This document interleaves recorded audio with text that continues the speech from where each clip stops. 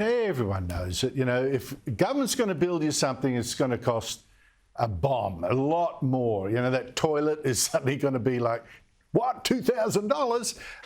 And it's also more likely to be a white elephant.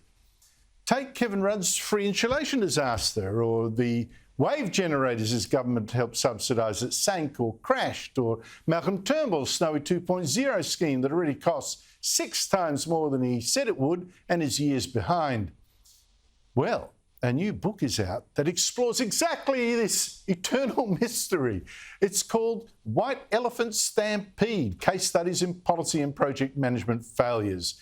Now, I'm joined by one of its editors and writers, Scott Prasser, a former government advisor and our senior fellow with the Centre for Independent Studies. Scott, great to see you again. Listen, is this stereotype true that governments are more likely to give us white elephants?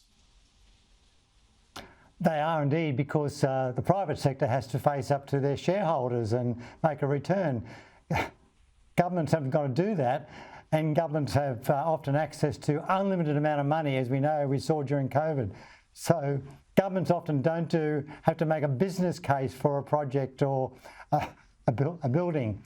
So that's why governments tend to waste a lot of money and build things that turn out to be completely useless. That's white elephants.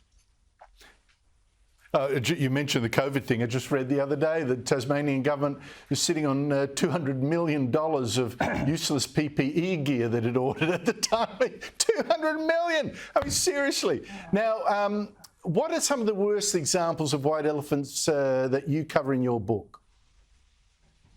Well, desalination plants are one of them. We've had desalination plants in Queensland and around Australia.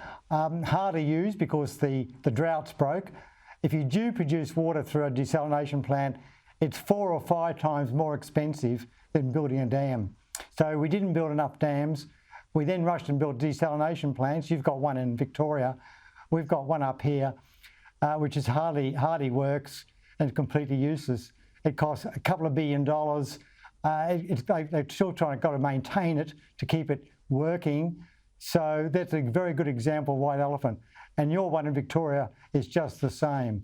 So really good examples of white elephants. Oh, I remember the desal plant cost, I can't even remember the figure now, 3 or 4 times more than the new dam would be, produced half the water at far greater cost. And I pointed out there's a fast-flowing Mitchell River that actually had a dam reservation on it that would do the job, and the Labor government panicked and declared it a national park, so no one could make a dam on it. This is the thing, it's driven by ideology, some of this. So the governments are operating not on cost-benefit, they're operating on ideology, which means green schemes are more likely to produce white elephants because ideology, not economics, that is driving it. Is that what you've found? Yeah, that's right. They're operating on that. They're operating on short-term politics. What do we need to be? We need to be seen to be doing something.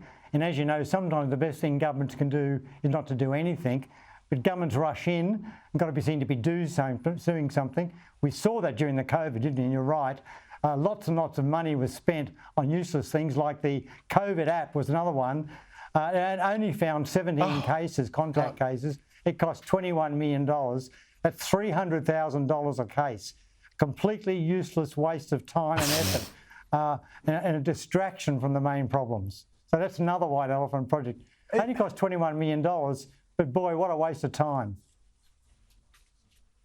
You know, we're focusing on thank you for mentioning a pandemic example, a couple, but the green schemes, there's a concatenation of all this to give us, this is one of the things I despair. People say, why do you keep talking about green policies and all that? But we are actually marching off an economic cliff with these green schemes that don't work, replacing what does, the coal-fired power stations, with all these things that have given us a shortage of electricity, massive power bills, when we were told the exact opposite would be true. Would this qualify for you in total, right? All the different schemes, the desal plants, the geothermal plants that blew up, didn't work, the wave generators that sank or crashed, the wind farms that don't produce the electricity we were told. all that That's kind of right. stuff. Now, Does this add up next to thing- collectively the next biggest? thing is,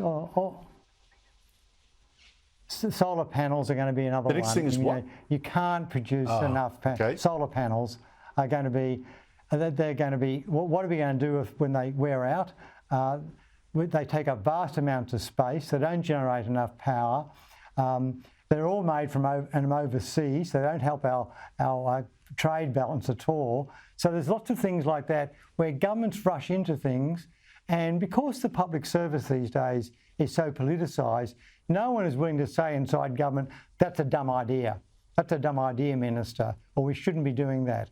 And that's one of the problems we've got. We keep repeating these things over and over again. If you want to look at other white elephant projects, look at defence. We buy, the wrong tanks, the wrong helicopters and so on. There's lots of projects like that where we keep wasting money instead of spending it on useful things.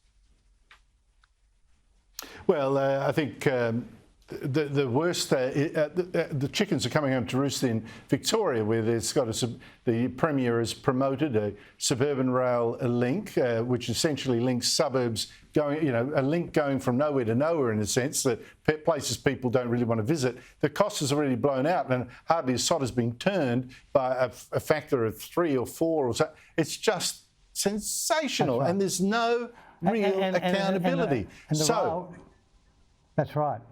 The rail link to the airport too. The rail link to the airport, Infrastructure Australia has said there's not a real case to build a rail link to Melbourne Airport. So that's part of that rail system, and it's just money that eventually the taxpayers of Victoria are going to have to pay this in higher interest rates, and the state is going to have less money for more worthwhile things like in education or hospitals and things like that. That's the trouble with white elephant projects. They consume vast amounts of money as they continue to operate. Excuse me. Yeah, look, it's weird. Look, we could go on all night about our favourite white elephant schemes. I've got a long list. Your book has got even more. But what's the lessons we should learn here? How do we protect ourselves? We need to make sure there's a cost-benefit analysis done. We need to make sure there's a business case. We need to make sure that there's no secrecy about these projects so that we can really find out the real cost. There's too much secrecy on these projects. That's the real problem. Scott, your voice is giving out on you. I'll let you go, but I tell you what, you want an end to secrecy.